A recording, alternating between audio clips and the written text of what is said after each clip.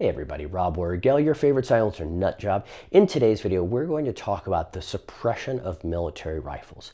Today's primary sponsor is Suppressor Tools. Now, this guy is not just a good person to do business with, and I always look for companies I enjoy working with, and I have to tell you, this is one of them. But also, he's come up with a bunch of great solutions to problems that we suppressor owners have, like all the different weird tools you have to have. He's found ways to combine a bunch of them. So shout out to Suppressor Tools. Feel free to check them out. Now, if you're playing around on YouTube and keeping up with the military updates, it's no surprise to you that the military is shifting in two very positive directions.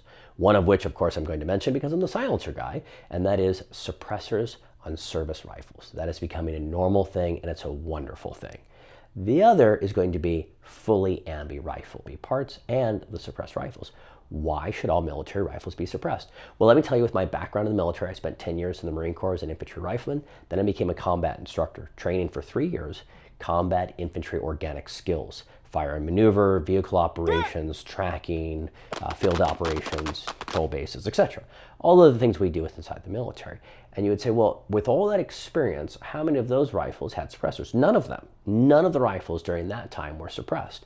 The only exception was in contracting, our sniper systems were suppressed. At least it was an option for that sniper to add or remove his suppressor on his Knight's Armament SR-25 or the newer model, which is here nor there. The end state is only that role had a suppressor on it. Now we're finding more and more commonly rifles are getting suppressors, especially on the tail end of that contract. We were using Daniel Defense Mark 18s.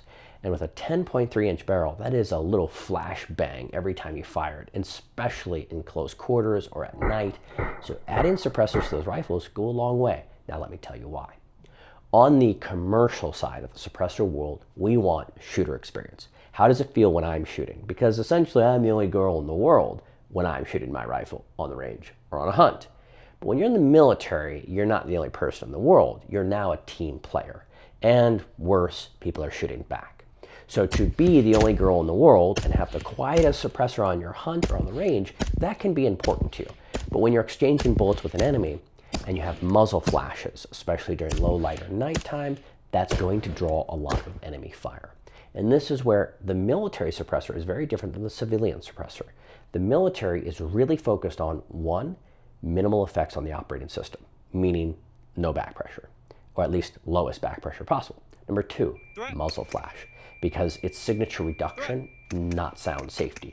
Sure, if you cut the sound in half, that's great. It doesn't even need to be that good. If you look at some of the older Surefire and Knight's Armament suppressors, a lot of the civilian side buyed into those. And, there's nothing wrong with that, but they weren't what they were looking for. And a lot of the time they were displeased with the results they got on their rifles because they were designed to appease the military personnel and contracts. Again, low back pressure and signature, and then mounting solution, and then maybe weight, and then you might get into how does it sound.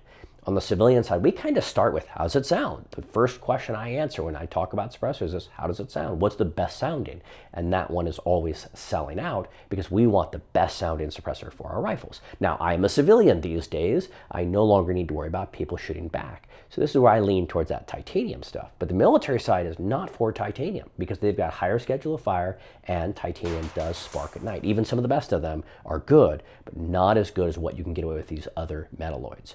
So military rifles are looking for signature reduction and low gas, because in a military range, instead of civilian side where you might shoot a mag or two, or even 10 in that range day, you're not likely to shoot 10 in a row. And in a military application, you might. So the applications are different enough, but catering to that military application and getting all of our soldiers, sailors, airmen, Coast Guard, all of the different branches on suppressed rifles is going to be a force multiplier for the team abilities, for the individuals, and for their long-term health and hearing.